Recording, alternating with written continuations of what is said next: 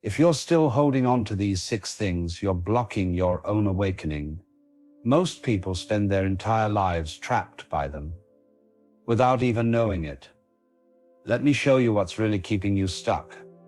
There's a quiet revolution happening inside people all over the world. Not a loud one, not one you'll see on the news. It's the kind that happens when someone finally sees through the game they've been playing their whole life. When you wake up spiritually, you don't gain anything new. You don't become superhuman.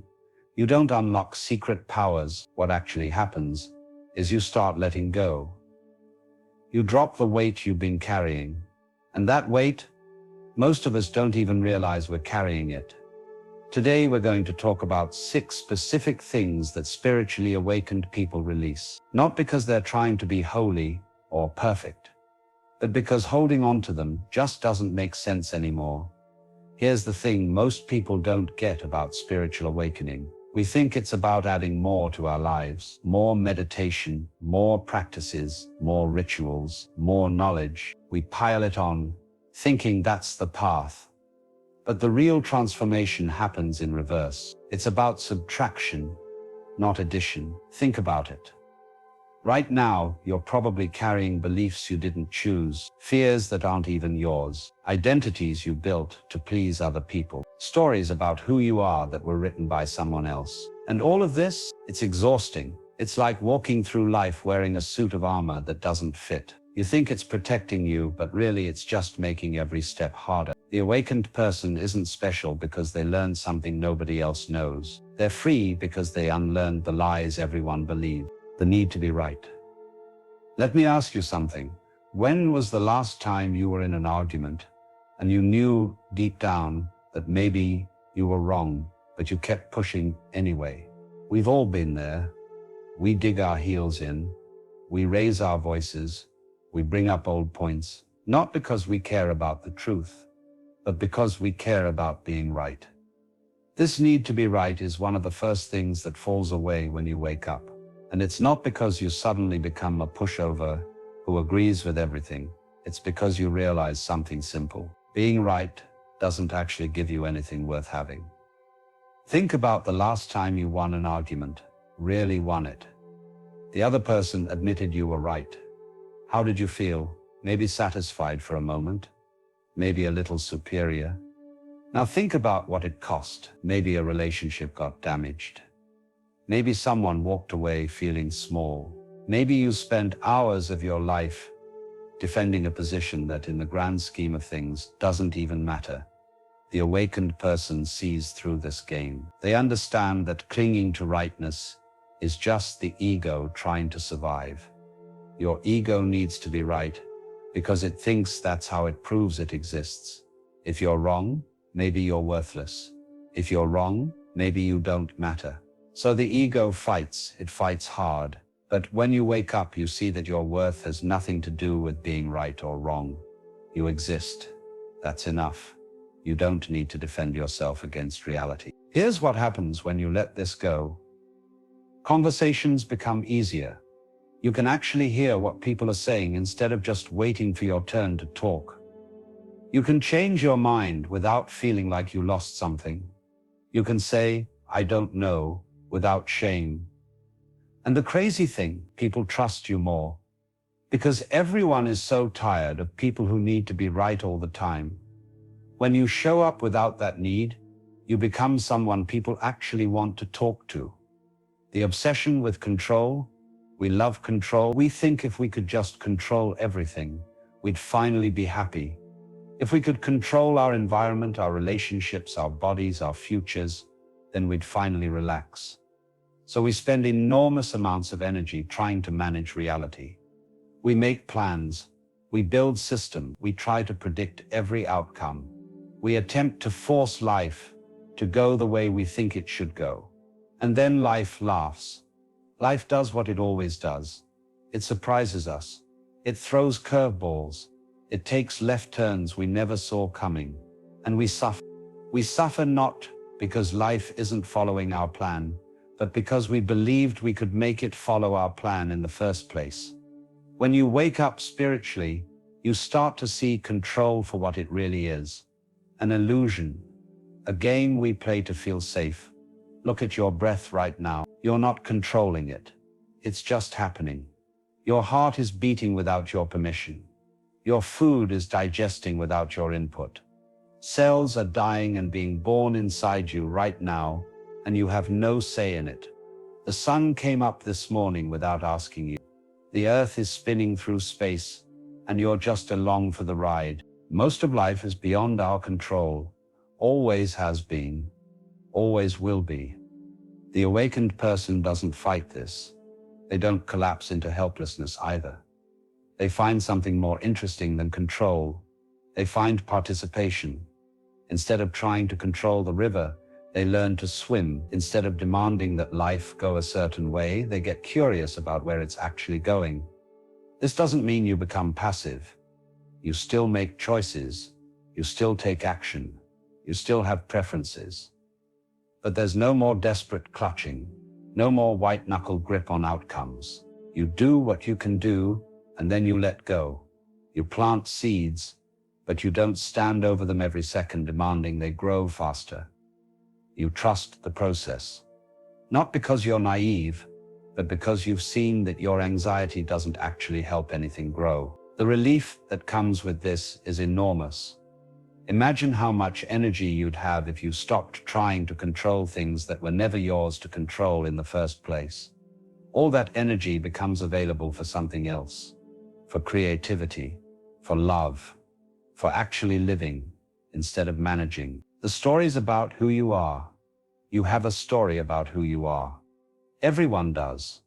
You might think you're the successful one, or the failure, the smart one, or the dumb one, the victim or the hero, the damaged one or the healer. These stories feel true because you've been telling them for so long. You've gathered evidence. You've built a case. You've convinced yourself and probably a lot of other people too. But here's the secret that spiritually awakened people discover. You are not your story. You are the awareness that's watching the story. Big difference. Think about a movie. The characters in the movie believe they're real. They believe their problems matter. They believe their identity is solid, but you're sitting in the theater watching, and you know it's just a movie. You know the character isn't real. The awakened person realizes they're not the character. They're the screen. The character appears on them, but they are not the character. When this hits you, really hits you, it changes everything.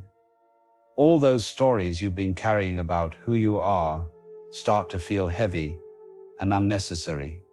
The story about how you're not good enough, just a story. The story about how you're better than everyone else, just a story. The story about your tragic past or your glorious future. Stories, all stories. And stories aren't bad. They're useful. They help us navigate the world. But when you mistake the story for the truth, you trap yourself. You can't do anything that doesn't fit the story. If your story is that you're shy, you can't speak up. If your story is that you're tough, you can't be vulnerable. If your story is that you're a victim, you can't be powerful. The story becomes a prison. Letting go of these stories doesn't mean you become nobody. It means you become free to be anybody. Moment to moment, you can respond to what's actually happening, instead of acting out a script you wrote years ago. You can surprise yourself. You can change. You can grow. Because you're not defending an identity anymore. You're just alive. Just here. Just responding to this moment as it actually is. People will try to hold you to your old story. They'll say, but you've always been this way, or that's not like you. And you can smile and know that who you are is not a fixed thing. It never was. You've just been pretending it was because everyone else was pretending too. The addiction to suffering. This one's going to sound strange, but stay with me. We're addicted to suffering, not because we're broken or because we enjoy pain, but because suffering has become familiar. It's how we know ourselves. It's how we connect with others. It's how we make sense of the world. Take away the suffering, and many people wouldn't know what to do with themselves. Listen to how people talk. Listen to how you talk. How much of it is complaints? How much is about problems? How much is about what's wrong? We bond over suffering. We share our wounds like badges. We compete over who has it worse. And underneath all of it is a strange attachment. We say we want to be happy, but we keep choosing thoughts and behaviors that make us miserable. Why? Because suffering gives us an identity. It gives us something to do. It gives us a story that makes sense. If you're suffering, you have a reason for why your life isn't working. If you're suffering, you don't have to take responsibility. If you're suffering, people might give you attention or sympathy. The ego loves suffering because suffering proves the ego exists. As long as you're suffering, there's a you that needs to be fixed or saved or understood. When you wake up, you start to see this mechanism. You catch yourself choosing the painful thought when a peaceful one is available. You notice yourself replaying old hurts. You see yourself creating drama where none exists. And you start to ask a simple question. What would happen if I just stopped? What would happen if I let go of this suffering right now? Not because I've solved everything, not because life is perfect, but just because I can. This is radical. This is revolutionary. Because you realize that most of your suffering is optional. Not all of it. Real pain exists. Loss is real. Grief is real. But the story you tell about the pain, that's optional. The way you grip onto it and identify with it, that's optional. The way you let it define your whole life, that's a choice. Awakened people still feel pain. They still face difficulties, but they don't marinate in it. They don't make it mean something about who they are or what life is. They feel what they feel, and then they let it move through. They don't build monuments to their suffering. They don't write their biography around it. They just keep living. And this freaks people out sometimes. They think you're in denial or you're being fake, but you're not. You're just not interested in suffering anymore. You've seen that it doesn't get you anywhere. It doesn't make you noble or deep or interesting. It just makes you suffer. So you stop. Not because you're enlightened, just because you're tired of hurting yourself. The fear of what others think. From the time you were young, you learned to monitor other people's reactions. You learned to adjust yourself to get approval. You learned to hide parts of yourself to avoid rejection. You learned to perform, to pretend, to shrink or expand, depending on who was watching. And you got good at it. So good that you probably don't even know who you'd be if no one was watching. This fear of what others think runs deep.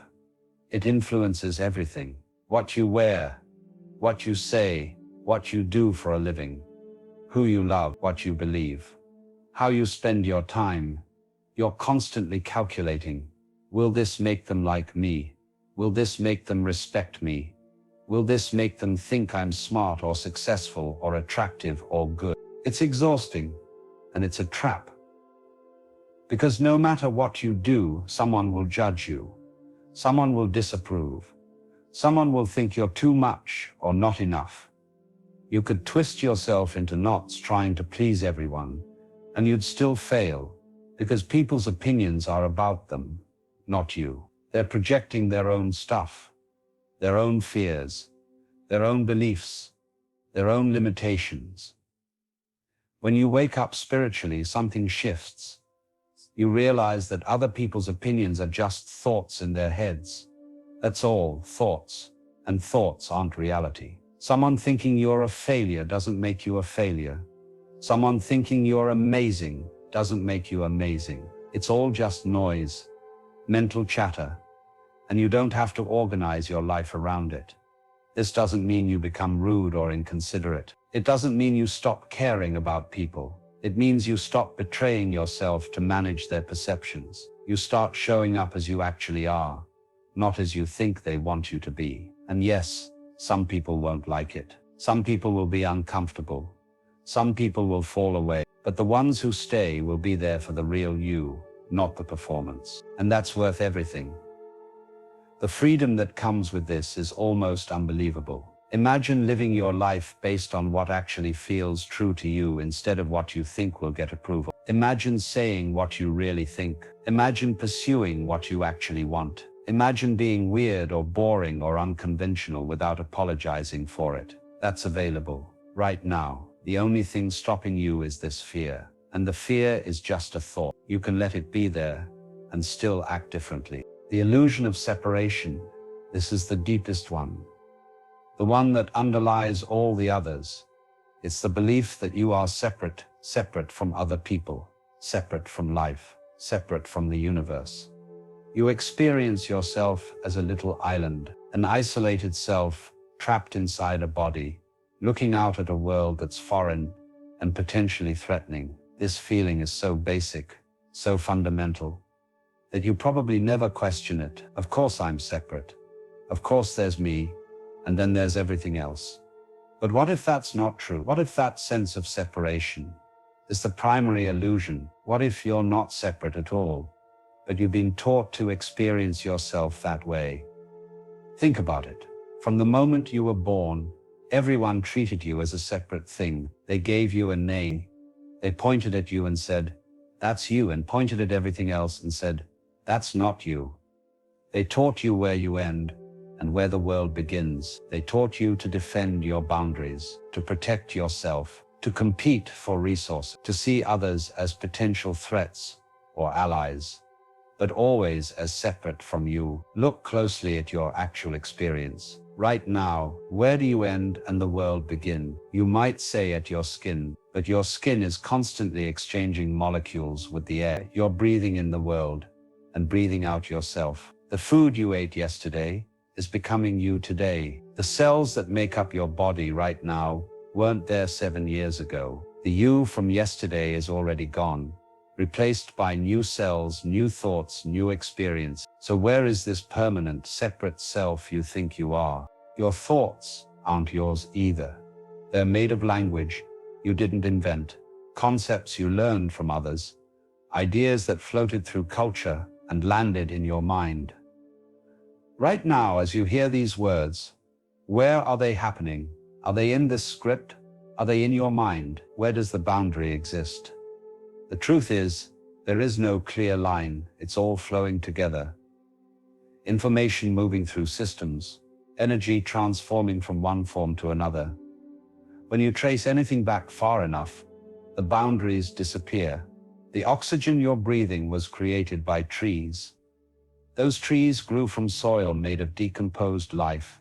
That life came from other life going back billions of years. That life came from the sun. The sun came from the universe. The atoms in your body were forged in the heart of ancient stars that exploded long before Earth existed. You're not separate from any of this. You're made of the same stuff. You're a temporary pattern in an ongoing process. You're the universe looking at itself, your life experiencing itself. There is no separate you. There never was. Think about the air you're breathing right now. It's been in other lungs. It's been in trees and oceans and clouds. It's connected everything that has ever lived. You're literally taking in what others have released. You're part of one giant breathing system. The water in your body has been in countless other bodies. It's been rain and rivers and tears and blood. Nothing about you is separate. Nothing about you is isolated. You're a node in an infinite network, a wave in an endless ocean. This realization is what's called awakening in most traditions. It's not a belief or a philosophy. It's a direct seeing. And when it happens, even for a moment, everything changes. All the fear that came from feeling separate starts to dissolve. Because if you're not separate, what is there to protect? What is there to defend? If you're the whole thing, then nothing can threaten you. Death loses its sting because you see that nothing actually dies. Forms change, patterns shift. But the fundamental reality continues. The wave crashes on the shore, but the ocean remains. You are the ocean. You were never just the wave. This doesn't mean your personality disappears. You still have preferences. You still have a perspective. You still have a body with needs and wants. But you're no longer identified exclusively with that little separate self. You know yourself as something bigger, something that includes the separate self, that isn't limited to it. It's like realizing you're not just a single note, but the entire symphony. The note still plays, it still has its unique sound, but it knows itself as part of something much larger. And from that place, life gets a lot lighter. Problems don't disappear, but they lose their weight because you're not taking everything so personally anymore. When someone insults you, you see it as life moving through life. When you fail at something, you see it as the universe exploring and learning. When you succeed, you see it as life celebrating itself through your form. You see that it's all just life happening, not happening to you, just happening. You're not the victim of life. You're not separate from it. You are it. When this sense of separation falls away, compassion arises naturally, not as a moral obligation, but as a recognition. If someone else is suffering, that's you suffering. If someone else is joyful, that's you rejoicing. There's no longer a hard line between your well-being and their well-being. When you hurt others, you're hurting yourself. When you help others, you're helping yourself.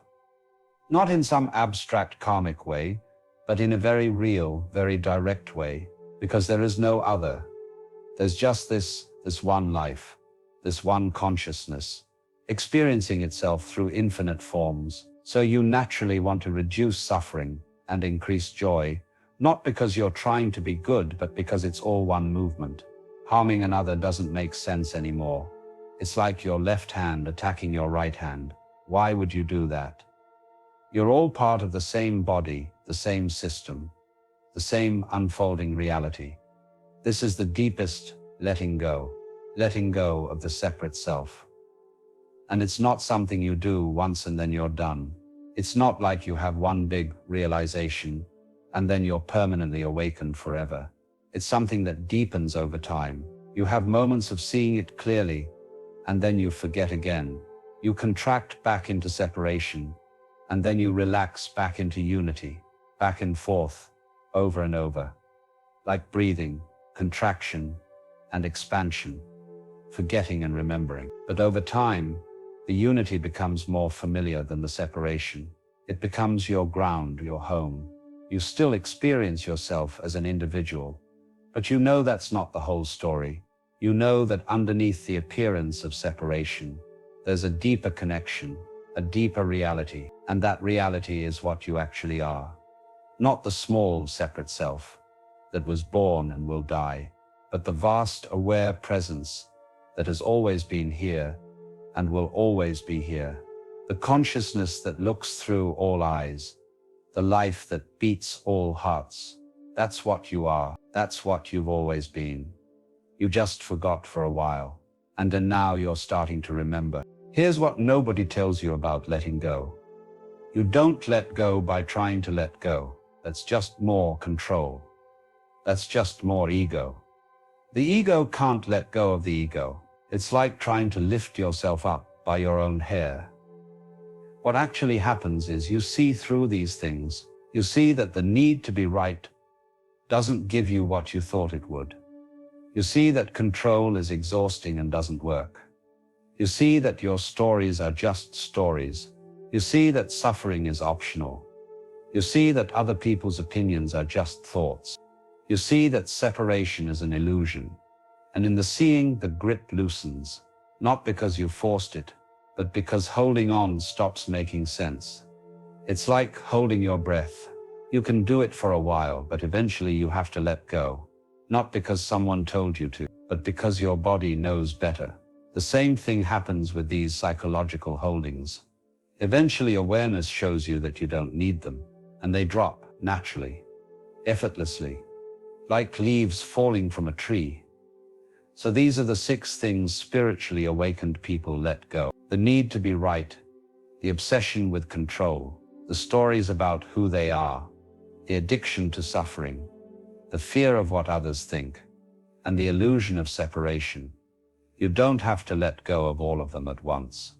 You don't have to be perfect. You just have to start noticing, start seeing, start questioning.